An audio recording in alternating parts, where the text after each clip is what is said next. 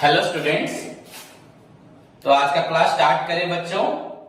Yesterday मैंने आप लोग को कंप्लीट बच्चों नॉन ट्रेडिंग ऑर्गेनाइजेशन का जितना भी थ्योरी पार्ट था, आपका लॉन्ग क्वेश्चन जितना कॉन्सेप्चुअल पार्ट था बच्चों, what do you mean by non trading organization, उसका concept plus what are the accounts detail में बताया था। इनफैक्ट मैंने आप लोग को difference between receipt and payment account and income and expenditure account के बारे में डिटेल बताया था। सभी ने अगर क्लास नहीं किया तो मुझसे फिर से क्लास मांग के कर लेना बच्चों। सबसे इंटरेस्टिंग क्लास है।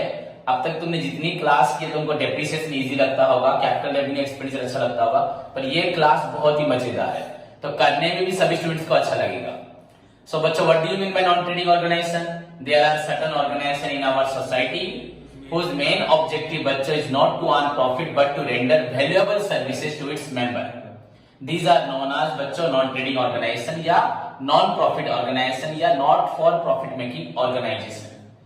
एंड द एग्जांपल्स बच्चों charitable school, charitable colleges, hospitals, government school colleges, cultural society, sports club, welfare society are the example of बच्चों such non trading organization. Then बच्चों उसके बाद an organization which are made for providing services and not for earning profit is known as non trading organization। वैसे आप definition लिख देना। Then बच्चों मैंने बताया था as their main objective is not to earn profit बच्चों, there is no need to maintain any trading account, P&L account and balance sheet. Trading account तो बनेगा ही नहीं क्योंकि ये लोग सेल नहीं करते, सो P&L account and balance sheet. However, in order to avoid the misappropriation of cash, misappropriation of goods or misembezzlement of cash, they are required to prepare the following accounts, मतलब receipt and payment account, income and expenditure account and बच्चों balance sheet statement, and the resultant figure along with the all the documents or accounts are required to submit in the before the जो भी company के secretary होंगे, जो members होंगे। खत्म। Then मैंने पढ़ाया था receipt and payment account. Receipt and payment account is prepared by non trading organisation only in लिeu of cash book. It's a real account in nature. Its debit side shows all receipts and credit side shows बच्चों all payments, whether it is revenue हो, capital हो, relating to present year, past year, future year, and the resultant figure shows बच्चों closing cash balance. Clear? So it's a आपका features में ये इसी point को सब आप दोबारा से रिपीट करोगे। जैसे कि आपका पॉइंट से बच्चों, it is prepared by non trading organisation in लिeu of cash book. It is a real account in nature. Receipts are shown in the debit side and payments are shown in the credit side. It records both capital and revenue receipts and payments लिख देना या revenue, capital and revenue items. It records item relating to present year, past year, future year. Okay, it has opening balance of cash in hand, cash at bank. It has also closing balance of cash in hand, cash at bank. It doesn't take into account any adjustment. It doesn't take into account any non-cash item. It is based on a cash basis of accountancy. And here balance sheet is not prepared. Then income and expenditure account. Income and expenditure account is also prepared by non-trading organization, but in lieu of profit and loss account. It's a nominal account in nature.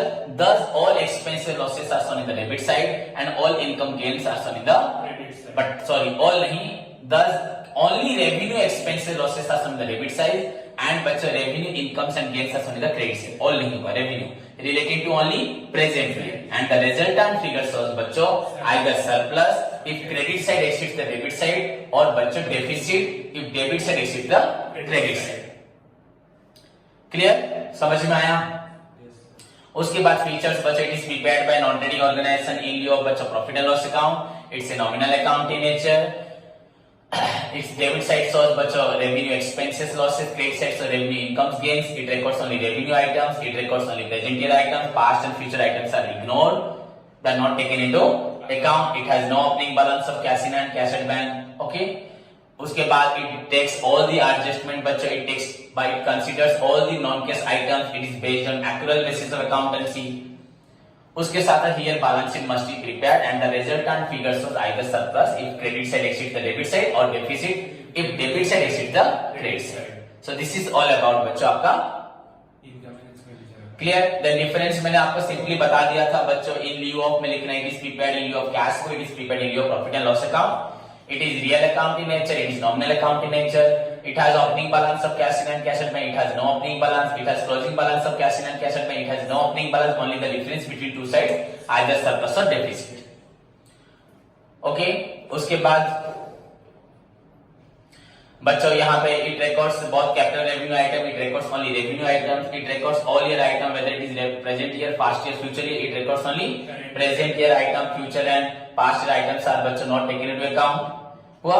It doesn't take into account any adjustment. It records all the adjustment. It doesn't consider any non-cash item. It consider all the non-cash item. Here balance sheet is not prepared. Here balance sheet must be prepared. It is based on cash basis of accountancy. It is based on accrual basis of accountancy.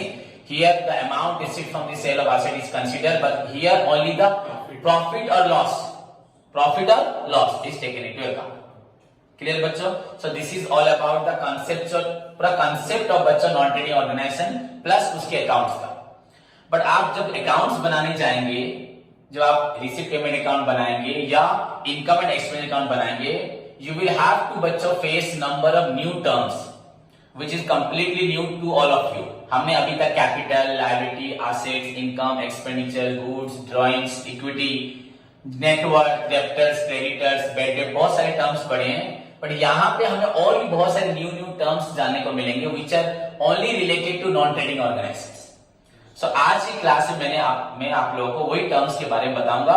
उन्हीं terms को पढ़ने के बाद आप लोग non trading का problem आराम से कर पाएंगे. सो आज या एक या 2 दिन लगेगा टर्म्स पढ़ाने में. इस टर्म्स को आपको अच्छे से पढ़ना है. ये टर्म्स सारे गारंटेड क्वेश्चन है बच्चे काउंसिल के. 1 marks, 2 marks, 3 marks guaranteed question बच्चों. यहां से लगभग ये टर्म्स है. कल मैंने बोला था, कल जितना पढ़ाया था उसमें से 10-12 मार्क्स आएगा बताया था. आज जो पढ़ा रहा बच्चों इन टर्म्स में से भी बच्चों फिर से 10-12 मार्क्स आएगा. मतलब सोच लो 20-24 या 20-24 मार्क्स आपको कहां से आ गया? Non trading organisation guaranteed. जो टर्म्स बताऊंगा, पहला टर्म्स वो काउंसिल का गारंटेड क्वेश्चन है. सेकंड टर्म्स भी 100% गारंटेड है. थर्ड टर्म्स भी 200% गारंटेड. तो इन टर्म्स को अच्छे सभी को सुनना है, पूरा कंफर्म. एग्जाम का क्वेश्चन देखोगे मतलब वो टर्म्स. पहली बात बता दूं कौन से क्वेश्चन आएंगे. तो क्लास नहीं कर रहा मुझे मालूम है, 2 दिन का क्लास लेना बच्चों. दिस वन बी द सबसे इंटरेस्टिंग टॉपिक है. कोई भी स्टूडेंट पढ़ेगा. पढ़ रहा है तो क्लास कर रहा है. ओके. अगर नहीं किया तो क्लास लेना. बहुत याद भी रह गया ना, क्लास पूरा याद रहा ना, उसको कुछ याद नहीं रहा. क्लास ही नहीं किया, मुझे देख के मालूम पड़ रहा फेस से. ऐसे नहीं होना चाहिए पढ़ाई रीता. तो मेरी बात को ध्यान से सुनो. जितना पढ़ाया था तुम उसको याद रखोगे. मैंने बोला भी था, तुम्हारा होमवर्क था ये. आज टर्म्स पढ़ा रहा हूं. ये टर्म्स बच्चों बहुत ही इंटरेस्टिंग है. इस टर्म्स के बिना नॉन ट्रेडिंग ऑर्गेनाइजेशन नहीं कर पाओगे. मेरा ड्यूटी बस बता देना है, लिखवा देना है, बट समझाना भी है. और मैं तुमको लगभग सबके साथ याद भी करवाता हूं. तो अभी सारे टर्म्स को सारे बच्चे ध्यान से सुन के याद करेंगे. बहुत सारे ही टर्म्स बहुत इंटरेस्टिंग है. तो बच्चों पहला टर्म्स आपका है, मैं पहले लिख देता हूं, फिर हेडिंग कर देता हूं. Important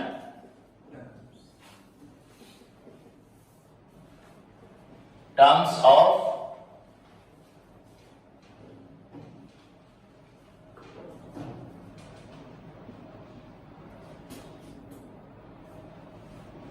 important terms of accounts of non trading organization. बच्चा non profit making organisation, NPO. क्या लिख दिया? बहुत लोग इसको शॉर्टकट में लिखते हैं क्या? NPO, non profit making organization या not for profit making organization. So important terms relating to accounts of NPO. Accounts बच्चों, ओके, या एनपीओ में भी वो सब आता है. तो बच्चों तो नंबर 1 सभी 3 मार्क्स क्वेश्चन हैं सभी. बट 3 मार्क्स भी आ सकता है, 2 मार्क्स भी आ सकता है, 1 मार्क्स भी. पर आप एग्जाम देखोगे क्वेश्चन मतलब वो क्वेश्चन फ्रंट में होगा. क्लियर? ओके. हाँ, उससे पहले मैं आपको कुछ बताने वाला था बच्चों. आपके काउंसिल की कुछ और 1-2 पूरा गारंटेड क्वेश्चन, पूरा कंफर्म क्वेश्चन. तो पढ़ा तो चुका हूं सब कुछ, तुमको सब याद है. हर साल ये क्वेश्चन आता है बच्चों. The income, the resultant figure of income and expenditure account is dash. क्या होगा? सरप्लस और deficit. The resultant figure of receipt and payment account क्या? क्लोजिंग कैश बैलेंस या cash in and cash at bank. इन दोनों में से एक क्वेश्चन गारंटेड आएगा बच्चों. और एक क्या आएगा बता दूं? The resultant figure of trading account क्या है, पीएनएल अकाउंट क्या है. वहां से एक आएगा ट्रेडिंग पीएनएल अकाउंट से आंसर क्या है, यहां से एक आएगा. दूसरा क्वेश्चन, 2 क्वेश्चन हो गई, 2 बताइए। तीसरा क्वेश्चन बस, तीसरा क्वेश्चन है the other name of recipient payment account, cash book. Okay, the other name of income and expenditure account या income and expenditure account is prepared in लिeu ऑफ कैश। ये बच्चों आपके मल्टीपल चॉइस क्वेश्चन 4 हैं बताए मैंने। Guaranteed बोल रहा हूं बच्चों 2-3 क्वेश्चन तो इनमें से आएंगे, चारों के चारों आएंगे। क्या बोला? चारों के चारों आएंगे, नहीं तो मिनिमम तो 2 maximum 4 confirm. Clear? Then write any 2 examples of non trading organization, 1 mark question हुआ। Write any 2 example, write any 3 examples, 4 examples, 5 examples आएगा 2 मार्क्स में। ओनली एग्जांपल लिखना, क्या लिखना? The following are the examples of non trading organization: charitable hospital, charitable schools, government school, government colleges, cultural society, sports club, welfare society लिखना काम हो गया। ये गारंटेड क्वेश्चन है। उसके बाद बच्चों difference between income and expenditure account, receipt payment account, ये 3 मार्क्स या 8 marks. What is non trading organisation, ये वाला क्वेश्चन। What is receipt payment account question. What is non income and expenditure account question. समझ में आया? ये एक्स्ट्रा क्वेश्चन है। तो आज बच्चे जो पढ़ा रहे हैं ये अदर आपके गारंटेड क्वेश्चन है, एग्जाम में और प्रॉब्लम के लिए आपको बहुत जरूरी है। तो बच्चों पहला पॉइंट आपका हुआ सब्सक्रिप्शन। क्या लिखा? सब्सक्रिप्शन बच्चों, सब्सक्रिप्शन। मैं आपको नोट्स भेज दूंगा। मैं अभी जो पढ़ा रहा हूं बच्चों नोट्स में एग्जैक्ट वही होगा। इनफैक्ट नोट्स मैंने भेज दिया है, भूल गया था। क्या किया है? क्लास से पहले मैंने नोट्स भेज दिया है। ओके, तो सभी नोट्स खोल के देख सकते हैं, पर जरूरत नहीं है। मैं जो बोल रहा हूं उसको सुने, याद रह जाएगा। समझ में आया पहचान? नहीं समझ में आया? ओके बच्चों, सब्सक्रिप्शन। सो नाउ बच्चों what do you mean by subscription? अगर मैं यहां पे आपके सामने ड्रॉ करता हूं इनकम एंड एक्सपेंडिचर अकाउंट, मैं आपके सामने बच्चों यहां पे ड्रॉ करता हूं इनकम एंड एक्सपेंडिचर अकाउंट।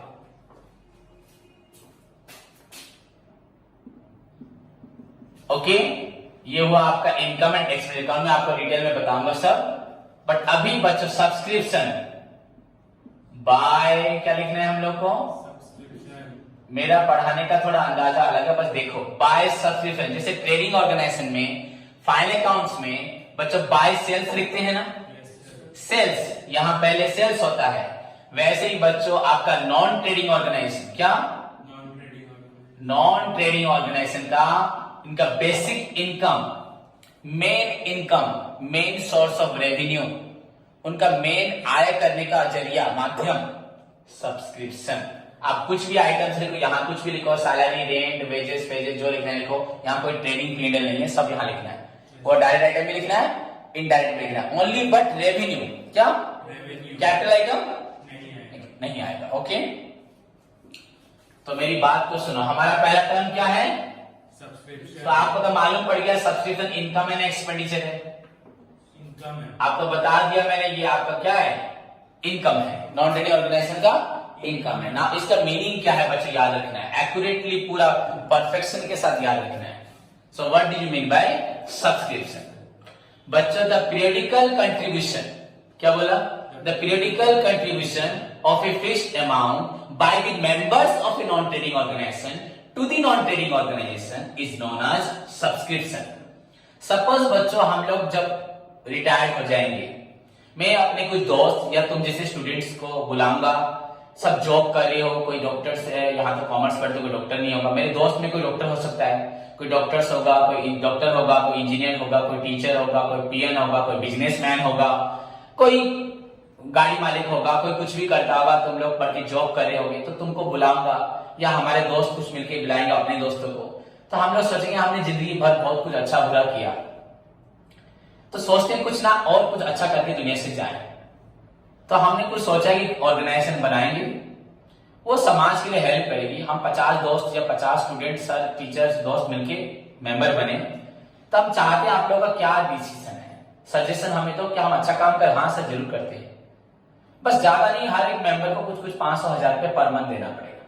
अगर आप लोग एस्टेब्लिश हो, प्रॉब्लम नहीं है, हमें मालूम है। अगर एस्टेब्लिश हो, अगर आप चाहते हो अपने लाखों करोड़ों में से अगर 500-1000 रुपए पर मंथ दे सके, तो उससे हम समाज के नाम पे कुछ अच्छा काम करेंगे और हमारा एक कुछ छोड़ के दुनिया के सामने जाएंगे। तो हमने 50 या 100 या 200 या 500 मेंबर क्या किए, कलेक्ट किए, दोस्त बनाए। अब हमने फिक्स किया अगर सपोज हमारे पास 500 मेंबर हो गए, अगर 100 रुपए करके भी देते हैं 500 मेंबर तो 50,000 रुपए हो गया। हर मंथ अगर 50,000 रुपए ऑर्गेनाइजेशन को मिलता है, वो किसी को हेल्प में लगाओ, अगले मंथ फिर देंगे। अरे अपनी इनकम में से एक छोटा सा पार्ट 500 रुपए भी दे सकते हैं, नहीं दे सकते हर मंथ 1000 भी दे सकते हैं। तो ऐसा दिया हमने, हर मंथ दुनिया की सेवा की। अगर 500 रुपए कर दीजिए 500 लोगों तो 2.5 लाख हो गया। तो ऐसे करके आप समाज की सेवा कर सकते हो और उसके साथ ऑर्गेनाइजेशन का जो एक्सपेंस है उसको भी मेंटेन करना पड़ेगा, नहीं पड़ेगा। तो उस ऑर्गेनाइजेशन को पैसा कहां से मिलेगा? जैसे हमारा ट्रेडिंग ऑर्गेनाइजेशन में परचेज सेल होता है, सेल से पैसा आता है, यहां पैसा कहां से मिलेगा? सब्सक्रिप्शन। सब्सक्रिप्शन कौन देगा? मेंबर्स, हम लोग मेंबर्स। समझ में आया कि नहीं? द पीरियोडिकल, यहां पर जो उनके जो ऑर्गेनाइजेशन को बनाते हैं, so the periodical contribution of a fixed amount by the members of a society, of a club, of a non-trading organization। Overall क्या है? Non trading organisation. क्लब और सोसाइटी बोला कि जो है क्लब सोसाइटी कौन से वर्ड है? Non trading. क्या वर्ड है? सो बच्चों, the periodical contribution of a fixed amount by the members of a club और society to the society of a non trading organisation to the non-trading organization is known as subscription। क्या बोला? The periodical contribution of a fixed amount। Fixed amount, मैं 100 दूंगा तो आप लोग भी सभी 100 देंगे, मैं अगर 1000 दूंगा तो आप लोग सभी 1000, सभी मिलकर हम इसको डिसाइड करेंगे। क्लियर बच्चों? So this is the meaning हुआ। Then it can be paid weekly, monthly, quarterly, half yearly और बच्चों ईयरली। इसको हम कैसे भी पेड कर सकते हैं, हम लोग डिसाइड करेंगे कि हमें वो 500 रुपीज मंथली देना है, क्वार्टरली देना है, वीकली देना है, किस तरह हमें देना है, पर सभी को वो पैसा देना पड़ेगा। जो नहीं दे पाएगा निकल जाएगा, अलग बात है, दैट्स डिफरेंट पॉइंट, बट सभी देंगे बच्चों। समझ में आया कि नहीं आया? So the periodical contribution of a fixed amount by the members of a non trading organisation to the non trading organisation, हम लोग खुद ही अपनी ऑर्गेनाइजेशन को देंगे, that is known as subscription. It can be paid weekly, monthly, quarterly, half yearly और yearly बच्चों। Clear? It is the main source of revenue for the non trading organisation, is the first and basic source of revenue. इनको पैसा कहां से मिलेगा? इनको organisation को बनाने के लिए, खड़ा करने के लिए पहला पैसा यही से आएगा।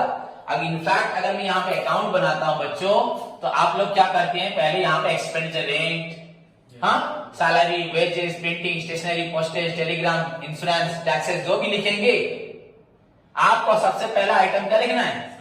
बिकॉज पैसा आएगा तो ऑर्गेनाइजेशन बनेगी, ऑर्गेनाइजेशन बनेगी तो पेमेंट्स होंगे। सो यू, अगर मैं बोलूं, ऐसा कोई बोलता नहीं है, डेबिट साइड से स्टार्ट नहीं होता, बट जैसे कि Ram started business with cash, cash to capital, बच्चों यहां पे there organisation commenced from this subscription. तो पहला ही बच्चों आइटम्स आपका होगा सब्सक्रिप्शन। क्लियर बच्चों? So the meaning of subscription समझ में आया? The periodical contribution of a fixed amount, मेरे साथ बोल सकते हो, the periodical contribution of a fixed amount by the members of a non trading organisation to the non trading organisation या club और सोसाइटी टू द क्लब और society is known as subscription.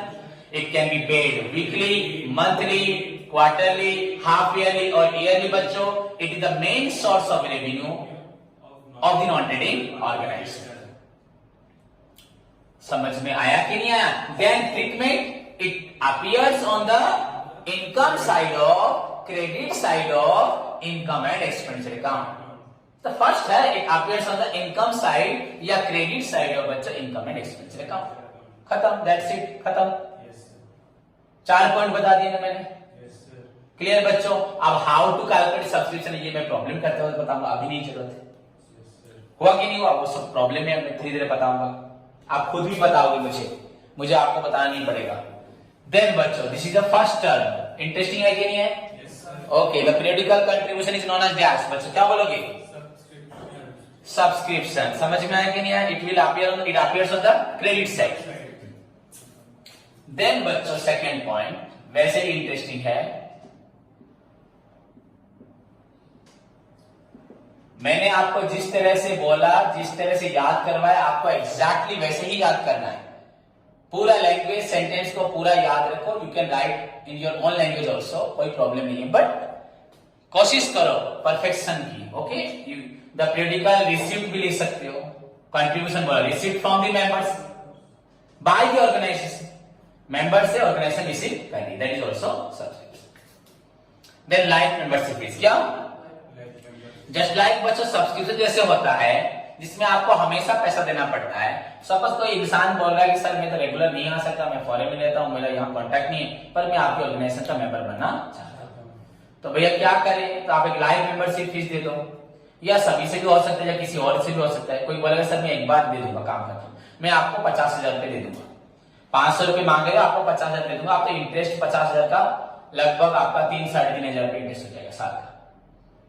ये 1 लाख दे दूंगा, 1 लाख का इंटरेस्ट बच्चों 7-8 हजार हो जाएगा। 7-8 हजार तो मंथली आपको 500 चाहिए ना, तो मंथली 500 भी तो 12 महीने में कितना चाहिए, 6,000 हो जाएगा, तो लगभग उसी हिसाब से वो देखे क्लियर। तो एक ही बात है बच्चों, एक लाइफ मेंबरशिप फी मतलब वंस देगा। The fee which is paid by the members only once in lifetime to become a life member is known as life membership fees. The fees which is paid by the members only one, the fee which is paid by the members to become a life member, the fee which is paid by the member to become a life member is known as life membership fees. Second point, it is paid only once in lifetime. It is paid only once, एक बार दिया जाता है। समझ में आया कि नहीं आया?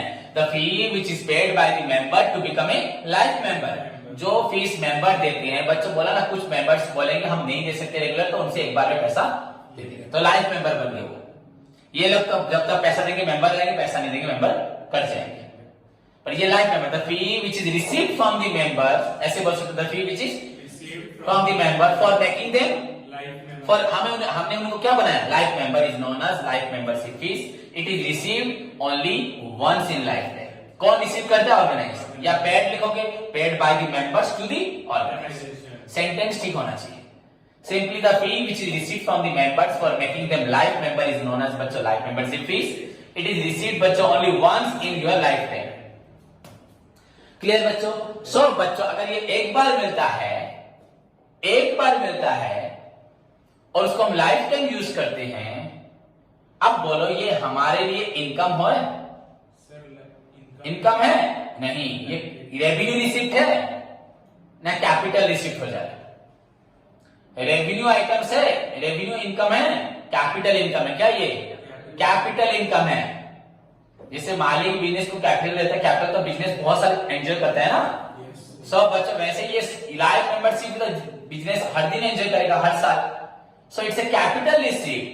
It appears on the liability side of balance sheet. बच्चों the difference क्या है? It appears on the liability side of balance sheet. Clear? समझ में आया? तो इसको liability side में लिखा जाएगा। मेरी क्लास को बच्चों सुनोगे, किसी को भी सुना सकते हो, किसी को बिठा सकते हो, बट सिंपल पढ़ाता हूं। बट एक भी डाउट, चाहे इंडिया में किसी भी स्कूल कॉलेज या अमेरिका में भी जाओ, कैम्ब्रिज ऑक्सफोर्ड, वहां पे भी तुम्हारे जितना कोर्स है एक भी पॉइंट्स में नहीं छोड़ता, एक लाइन नहीं छोड़ता, एक पॉइंट नहीं छोड़ता, एक प्रॉब्लम नहीं छोड़ता, सब करवाता हूं जितनी तुम्हारी बुक्स में, और भी बुक्स ला दो वो भी तुम खुद कर लोगे, बट तुम्हारा काम है मेहनत करना, पढ़ाई करना। क्लियर? समझ में आया? So the fee which is received from the members for making them life member, the fee which is received from the members for making them life member is known as life membership fees. It is received only once during the life, in the entire life में एक बार मिलता है। So it's a capital receipt ना revenue receipt? Okay, थोड़ा इस point में चले जाते हैं सब्सक्रिप्शन में। सब्सक्रिप्शन में हम 3-4 पॉइंट लिखे थे। The periodical contribution of a fixed amount by the members of a club और सोसाइटी टू द ऑर्गेनाइजेशन या society is known as subscription. It can be paid monthly, quarterly, weekly हो, half yearly हो, yearly हो। It is the main source of income. It is a revenue item. इसे क्या लिखना है? So next point, it will appear on the, it appears on the credit side. अब यहां पे एक आइटम लिख दो बच्चों, it's a capital receipt, thus it appears on the liability side। तो ये रेवेन्यू आइटम है, ये कैपिटल रेवेन्यू क्यों है, ये बार बार मिलेगा, कैपिटल क्यों ये एक बार मिलेगा। क्लियर? तो this is the second term, याद रहा सबको। The fee which is received from the members for making them is known as life membership fees. It is received only once in life time. Third point, it's a capital receipt. Fourth point, does it appears on the liability side of the balance sheet. okay. Next point बच्चों, third point, donation क्या है Donation. बच्चों? Donation के बारे में तो हमें नहीं जानना, पर मैं तुमको बताऊंगा जरूर। बस हमें जानना है इनके बारे में। क्या लिखा मैंने? General donation, Specific donation. But आपको सब कुछ जानना चाहिए। तो बच्चों डोनेशन अभी क्या है, सभी ध्यान से देखिए बच्चों। डोनेशन क्या है बच्चों? The amount which is received from the members and non members, members और नॉन मेंबर्स। बच्चों मैं हर महीने 500 दे देता हूं और मिस्टर एक्स ने आपको एक साथ 50,000 देके चला गया, मेरा हुआ सब्सक्रिप्शन, उसका हुआ लाइफ मेंबरशिप फीस। फिर मुझे कोई मन हुआ भैया मैं अपनी ऑर्गेनाइजेशन को अपनी मर्जी से एक लाइब्रेरी देना चाहता हूं। हाँ, मैं अपने पास, मैं तो एक तो टीचर हूं और तुम लोग तो ये काम करते हो, मेरा मानना है कि अपने वॉलंटरी और अपने ऑर्गेनाइजेशन को मैं 5,000 बुक्स दूंगा, 2,000 बुक्स दूंगा, 1,000 रुपए एक्स्ट्रा, तो मैं मेंबर हूं, कोई प्रॉब्लम नहीं। कलेक्टर दे सकता है, कोई सोसाइटी का आदमी दे सकता है, कोई बिजनेसमैन दे सकता है, कोई नेता दे सकता है, कोई कंपनी वाला दे सकता है।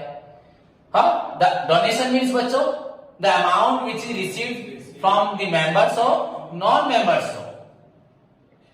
समझ में आया कि नहीं? डोनेशन समझ में आया कि नहीं? तो डोनर जो क्या करता है, वॉलंटरली हो, अपने मन से, स्वेच्छा से, चाहे वो मेंबर्स हो नॉन मेंबर्स हो, the amount which is received from the members और नॉन मेंबर्स बच्चों बाय द ऑर्गेनाइजेशन, उसको बोलते हैं क्या? डोनेशन। तो इसका मीनिंग कोई जरूरत नहीं है, कहीं आता नहीं है, बट गारंटेड क्वेश्चन है। इन दोनों में से तो एक जरूर आएगा और ये वाला ही होगा। हुआ 99% ये होगा और 1% ये होगा, या दोनों आ सकता है, वो चलेगा। ऐसा नहीं होगा कि ये नहीं आएगा ये आएगा, ऐसा नहीं होता, ये जरूर आएगा। देन बच्चों अनदर गारंटेड क्वेश्चन बच्चों, ये डोनेशन नहीं, जनरल एंड स्पेसिफिक। सो बच्चों what is general donation, what is specific donation, अब आपको ये जानना है। तो बच्चों जनरल डोनेशन किसे बोलते हैं? ओके, जनरल डोनेशन क्या है बच्चों? सपोज किसी ने मुझे 5,000 रुपए ऑर्गेनाइजेशन को दिया, हमने किसे मांगा, उसने दिया, हम उस पैसे वाले क्या करें? कुछ भी कर सकते हैं। हाँ, स्टाफ पेमेंट भी कर सकते हैं, कुछ बुक्स खरीद सकते हैं, कुछ मशीनरी खरीद सकते हैं, लोगों के लिए कुछ हेल्प कर सकते हैं, हमारी मर्जी। क्या हमारी मर्जी, हम उसे कहीं भी खर्च करें। बट सपोज हम किसी को मांगते हैं, भैया हमारी ऑर्गेनाइजेशन में फैन नहीं है, टेबल चेयर नहीं है, अलमारी नहीं है, हमारे पास बुक्स नहीं है, हमारे स्पोर्ट्स बच्चों खेलने के लिए बैट बॉल किट नहीं है क्रिकेट का। तो फिर वही उसी बात को सुन के एक आदमी मिस्टर वाई बोलता लीजिए सर 10,000 रुपए लीजिए, आप अपना किट खरीदिए बच्चों के लिए खेलने के लिए, 50,000 लीजिए बुक्स खरीदिए, लाइब्रेरी के लिए पैसा लीजिए, गर्ल्स के लिए बाथरूम बनाइए, बॉयज के लिए ये बनाइए। तो वो कंट्रीब्यूशन देते हैं, भैया 1,00,000 रुपए लीजिए, आप ये काम कीजिए। तो वहां पे आप 1,00,000 रुपए लाते हो, मतलब आप लाते हो तो वही काम करना पड़ेगा। उल्टा सपोज मैंने लाइब्रेरी बनाई, लाइब्रेरी के बाहर लिखना पड़ेगा डोनेटेड बाय मिस्टर वाई, होगा कि नहीं होगा? तुम भी डोनेशन दो किसी को, तुम्हारा नाम भी लिखा जाएगा, कोई प्रॉब्लम नहीं, तुमने दिया तो लिखने में प्रॉब्लम क्या है? समझ में खाली मंत्रियों का नाम लिखते हैं, हर किसी का नाम लिख सकते हैं। तो डोनेशन बाय मिस्टर वाई होगा कि नहीं होगा? तो वहां पे अगर 1,00,000 रुपए लाते हो तो वो आदमी पूछ भी सकता है तुमको, भैया मुझसे 1,00,000 रुपए लिया तो क्या किया आपने, कहाँ आपने लाइब्रेरी बनाई, मुझे दिखाओ। तो तुम उसको बुलाओगे भी, उद्घाटन में बिठाओगे भी, उसको मिठाई भी खिलाओगे, उसे रिबन भी कटवाओगे, नहीं कटवाओगे? तो बच्चों वहां पे उसने डोनेशन दिया था, उसको तुमने कहाँ यूज किया? ओनली उसी प्रोजेक्ट पे ना, अपनी मर्जी से उसी प्रोजेक्ट पे। और उससे पहले अगर कोई 1,00,000 रुपए, सपोज तुम किसी के पास जाता, भैया पैसा दो, 1,00,000 रुपए दे दिया उसने डोनेशन, उसको तो अपनी मर्जी में, कहीं उसको बोल के लाए थे ना, उसने बोला था भैया इस चीज के लिए पैसे दे रहा, हाँ हमें गरीबों को खिलाना पिलाना, जो भी काम करना है, कुछ भी करना है। तो बच्चों वो क्या हुआ? और एक क्या हुआ? Specific donation. समझ में आया? द डोनेशन विच, इसको पहले समझते हैं, the donation which is given, हाँ विच इज रिसीव्ड, देंगे लोग या रिसीव करेगी ऑर्गेनाइजेशन? इनकम में जा रहा है ना, ये किस में जा रहा है? इनकम में, सब इनकम में जा रहा है ना, ओके। पर ये इनकम रेवेन्यू, ये कैपिटल, ये लायबिलिटी में जाएगा, okay. So the donation which is received for बच्चों any specific purpose and can be used for that purpose, that is known as specific donation. समझ में आया कि नहीं आया? That example donation for building, donation for library, donation for function करना है पैसा चाहिए, donation for sports, donation for कोई भी एक्टिविटीज, बुक्स हो, क्रिकेट किट्स हो, कुछ भी हो, मशीनरीज हो, donation for this, donation for this ऐसे लिखा होगा, डोनेशन फॉर फंक्शन के लिए डोनेशन, दैट मींस इट क्या हो ये? So the donation which is received for some special purpose, definite purpose, specific purpose कहीं क्वेश्चन में लिखा था special donation, that is known as specific donation. Okay, example donation for building, donation for library, donation for आपका books, etc लिख देना, function लिख देना, sports लिख देना. ओके ओके, ये डोनेशन अगर सपोज मैंने तुमको डोनेट किया है लाइब्रेरी के लिए, बार बार दूंगा ना, एक बार दूंगा, नेक्स्ट टाइम अगर मांगो तो और किसी के लिए दूंगा, मैं अभी तो लाइब्रेरी बना के दी थी भैया, फिर दूंगा क्यों? So this donation is received only once, हाँ या नहीं? इसके लिए एक बार ही मिलता है। So it's a capital receipt और revenue receipt, it's a capital receipt and appears on the library side. यहीं से प्रॉब्लम स्टार्ट होगा, समझे कि नहीं? तो पहला meaning, the donation which is given for some specific purpose, received for some specific purpose is known as specific donation. Example लिख दिया, डोनेशन फॉर बिल्डिंग, फंक्शन कुछ भी हो, मतलब डोनेशन फॉर प्राइज, भैया हमको अपने बच्चों को प्राइज देना है, 5-10 हजार का, 20 हजार का, प्राइज के लिए पैसा नहीं है तो वो देगा। कुछ नाम लिखा है मतलब स्पेसिफिक, क्या हो जाएगा? और खाली स्पेसिफिक लिखा है तो स्पेसिफिक। अगर डोनेशन फॉर प्राइज लिखा है तो भी स्पेसिफिक। खाली डोनेशन अगर होगा तो वो जनरल हो जाएगा, क्या हो जाएगा? समझ में आया? वो भी मैं बताता हूं। सो समझ में आया इतना? क्या बोला? तो the donation which is received for some special purpose is known as specific donation. Example दे दिया, थर्ड में बच्चों, it's a capital received, it appears on the liability side of balance sheet. Point to be noted, if the amount received, suppose कहीं कहीं book में लिखा है खाली डोनेशन, क्या लिखा है? तो मैंने आपको अभी बोला खाली डोनेशन लिखा है, आप लोग क्या समझोगे? बट ऐसा नहीं है। अगर डोनेशन बच्चों 1 लाख है, 5 लाख है, अगर बड़ा अमाउंट है, कोई बड़ा अमाउंट डोनेशन ऐसे ही देता है क्या? अगर if the amount received is बच्चों relatively high, you can assume the donation as specific donation. अगर डोनेशन में 5-10 हजार लिखा है तो उसको जनरल ले सकते हो। अगर बच्चों बड़ा अमाउंट लिखा है 50,000, 1 लाख, तो तुम उसको एज्यूम कर सकते हो कि वो क्या स्पेसिफिक डोनेशन, वो तुम्हारे पे डिपेंड करता है। अगर एक बच्चे ने उसको रेवेन्यू लिया है, एक ने उसको कैपिटल लिया है, फिर भी बैलेंस शीट क्या होगा? मैच करेगा, नो प्रॉब्लम, कोई प्रॉब्लम नहीं। समझ में? बच्चों वो इनकम साइड में लिखता, इनकम बढ़ गया था, अभी नहीं लिखा था इनकम, पर उसने कहा लिख दिया? लाइब्रेरी में लिखा था, लाइब्रेरी तो बड़ी, इनकम बड़े कहां लिखा जाता? लाइब्रेरी में। प्रॉफिट हम कहां लिखते हैं? लाइब्रेरी में। अगर इनकम नहीं बढ़ा तो डायरेक्ट लेके डोनेशन को लिख दिया तो अभी लाइब्रेरी बढ़ गया, तो नो प्रॉब्लम। कंसेप्ट समझ रहे कि नहीं? So the donation which is received for some special purpose is known as specific donation. Example, it's a capital received, it appears on the liability side of balance. Okay, if the amount received in donation अगर ज्यादा होगा तो उसको भी क्या लोगे? Specific donation. Clear? Next बच्चों general donation. If बच्चों the donation which is received not for any specific purpose, हो गया? तो मेरे को ये पहले पढ़ाना था। Any donation which is received not for any specific purpose, there is no purpose of donation बच्चों, that is known as general donation. इसका तो एग्जांपल हो गया नहीं, any donation. It's a revenue item, revenue receives, it appears on the income side of income and expense. तो 3 ही point इसमें होंगे और होगा ही। समझ में आया कि नहीं? सो this is all about your donation. क्या हुआ? तो आपको 3 चीजों के बारे में मालूम पड़ा, subscription, life membership fees and बच्चों उसके बाद मैंने आपको बताया डोनेशन। देन उसके बाद बताता हूं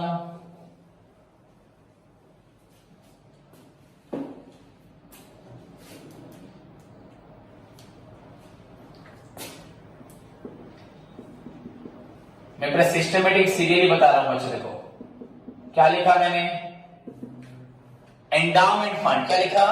एंडाउमेंट फंड। तो नाउ बच्चों what do mean by endowment fund? देखो बच्चों, सपोज ये हमारा नॉन ट्रेडिंग ऑर्गेनाइजेशन हमने एक बनाया है, हम सभी ने उसमें क्या दिया? सब्सक्रिप्शन दिया, ऑर्गेनाइजेशन चलाने के लिए, कुछ लोग आगे क्या देके चले गए, लाइफ मेंबरशिप फीस, प्लस कुछ इंप्रूवमेंट करने के लिए हमें क्या मिल गया, डोनेशन मिल गया, कुछ अगर चाहिए था हमें एस्टेब्लिश करना है, कुछ भी करो, एक बिल्डिंग के साथ और एक बिल्डिंग, एक रूम बनाना है, छोटा हो रहा रूम, तो आप लोगों से मांगो, कलेक्टर से मांगो, नेताओं से मांगो, कंपनी से मांगो, सोसाइटी से मांगो, तो लोग पैसा देंगे। सोसाइटी से अगर चांदा उठाओगे तो नॉर्मल डोनेशन हो जाएगा। अगर कोई अकेला खुद बड़ा अमाउंट देता है तो वो स्पेशल डोनेशन हो जाएगा। तो ये ऑर्गेनाइजेशन भी चल रहा है। फिर भी बच्चों हम subscription, life membership fees, donation इनके ऊपर डिपेंड करते हैं, फिर भी कभी प्रॉब्लम आ सकती है ऑर्गेनाइजेशन में। सपोज कोई दिक्कत आई, कोई चीज खराब होगी, तो सब्सक्रिप्शन से पैसा, सब्सक्रिप्शन किस लिए है, हर महीने जो हमें काम करना है, कुछ लोगों को हेल्प करना है, उनके लिए क्या चाहिए, सब हम खाना खिला रहे हैं लोगों को, रहने के लिए खाना पीना सब, तो उसके लिए तो मेन इनकम क्या है, इसके बिना तो नहीं हो सकता।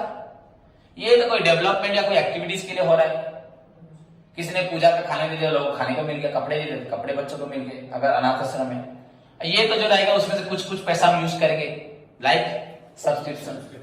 तो इसको छोड़ के ही बच्चों को प्रॉब्लम आ सकती है, रेगुलरली कुछ प्रॉब्लम्स आ सकती है, तो उसको कैसे मीट करेंगे, आप फिर किससे पैसा मांगोगे, सोचने वाली बात है। ऑर्गेनाइजेशन तुम्हारी टेंशन की दुनिया लेगी, तुमको किसी ने बोला था हेल्प करेगा, तो तुम्हारी ये ड्यूटी है। सो बच्चों हम लोग को सोचना है कि हम अपनी जो सब्सक्रिप्शन देते हैं, हमें भी इस तरह से 5 रुपए, 10 रुपए, 50 रुपए, 100 रुपए एक्स्ट्रा निकाल के रखना है, हम सभी मेंबर को, उसको यूज करना फंड कहां रखना है, एनी प्रॉब्लम फंड दौड़ो सॉल्व करो, एनी प्रॉब्लम फंड से पैसा निकालो सॉल्व करो, समझ में आया।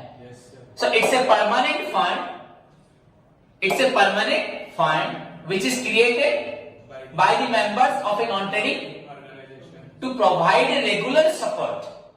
The same language use करना बच्चों, मैं जैसे बोल रहा हूं, it's a permanent fund which is created by the members of a non-trading organization to provide a regular support to the non-trading organization. कोई भी प्रॉब्लम हो, any प्रॉब्लम हो, वहां से पैसा लो सॉल्व करो, that is known as a fund, a permanent fund which is created by the members of a non-trading organization to provide a regular support to the organization is known as endowment fund. It's a revenue ना capital? Capital. Use नहीं होगा fund, कोई भी मैं बोला था reserve, provision, fund, ये सब liability, capital, it appears on the liability side of balance. Clear, simple, समझ में एक उद्देश्य लायबिलिटी, यदि पिला खाली प्रॉब्लम चाहूँ, सब्सक्रिप्शन कहाँ आएगा, income, life membership, liability, general donation, income, specific donation, liability and endowment fund, हो गया, समझ में आया। तो फर्स्ट 4 पॉइंट समझे कि नहीं समझे, क्लियर। तो आज के लिए बस इतना है, ठीक है। तो बच्चों आज का होमवर्क सभी स्टूडेंट्स लिखें। अभी तक मैंने जितना पढ़ाया है नॉन ट्रेडिंग ऑर्गेनाइजेशन का, एनपीओ बोलो, नॉन ट्रेडिंग ऑर्गेनाइजेशन, सारा थ्योरी लर्न करना है, सभी को थ्योरी लर्न करना है। किसी ने अगर प्रीवियस क्लासेस नहीं ली तो मुझसे मांग के ले, बार बार बोल रहा हूं, उसको भी करें एक साथ, ऐसा नहीं 10 मिनट क्लास करके भाग जाओगे इधर, पूरा क्लास कंप्लीट तक देखना है, तभी क्लास समझ में आएगा। तो लर्न करना है बच्चों। उसके साथ साथ आपको मैंने रिवाइज सिलेबस भेज दिया है, ड्यू टू बच्चों कोविड-19 आवर सीएचएससी गवर्नमेंट हो चाहे कोई भी गवर्नमेंट हो, पर हमें तो सीएचएससी के बारे में जानना है। काउंसिल ऑफ हायर सेकेंडरी बच्चों एजुकेशन ने आपके सिलेबस को रिवाइज कर दिया है, तो एक तरह से आपके लिए अच्छा भी है, एक तरह से बुरा भी है। अच्छा है क्योंकि आपको शॉर्टेस्ट टाइम में ऑनलाइन क्लासेस में आपको कम सिलेबस कवर करके एग्जाम देने में आसानी होगी, और अगर खराब होगी तो बच्चे कुछ कुछ चैप्टर से अपने आप को हाथ धो बैठेंगे, वो उन चैप्टर को सीख नहीं पाएंगे। तो कोशिश करेंगे अगर हमें टाइम मिला तो फ्यूचर में एग्जाम के बाद उनको पढ़ेंगे, क्योंकि वो फ्यूचर में जरूरत है। तो जो भी हो, आपका मैथ्स मैं कंप्लीट कर चुका हूं, एक्सेप्ट बच्चों सेट थ्योरी। क्या मैं डिटरमिनेंट्स मैट्रिक्स पढ़ा चुका हूं, statistics, measure of centre tendency and measure of dispersion पढ़ा चुका हूं। सबसे बड़ा टॉपिक था बच्चों लिमिट, कंटिन्यूटी, डेरिवेटिव, इंटीग्रेशन, वो हमारे बुक का बहुत बड़ा टॉपिक था, लगभग 500-600 लगभग प्रॉब्लम थी इनमें, एक्सरसाइज HIJ तक था, तो वो सब हमें नहीं करना पड़ेगा। डिटरमिनेंट मैट्रिक्स हम पढ़ चुके हैं, ओनली सेट थ्योरी पढ़ना है।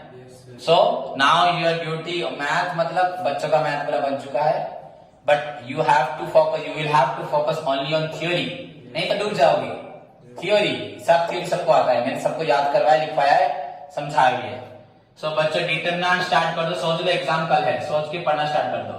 डिटरमिनेंट बच्चों आज exercise A complete. Exercise B आज पहली बार दे रहा हूं बच्चों 1 2 3 4 मतलब 1 नंबर तो देता नहीं, हमेशा 2 से देता हूं। आज 1 से दे रहा हूं, 1 से लेके बच्चों 1 to 5 करना पड़ेगा। एक्सरसाइज ए सभी क्वेश्चन में से एक एक बीट करना। एक्सरसाइज बी बच्चों 1 to 5 एंड उसके साथ बच्चों मैनेजमेंट भी कोर्स कम हो गया है, कोपरा आपका कट गया बच्चों। मैनेजमेंट आप एक्सरसाइज सॉरी चैप्टर 1 बच्चों व्हाट इज मैनेजमेंट, उसका कैरेक्टरिस्टिक्स इतना पढ़ के सभी स्टूडेंट्स आए। व्हाट इज मैनेजमेंट उसका, तो दिस इज योर बच्चों टुडेज होमवर्क। सभी बच्चों को हम समझ में आए, और आज की क्लास में किसी को डाउट है तो वो मुझे पूछे। धन्यवाद।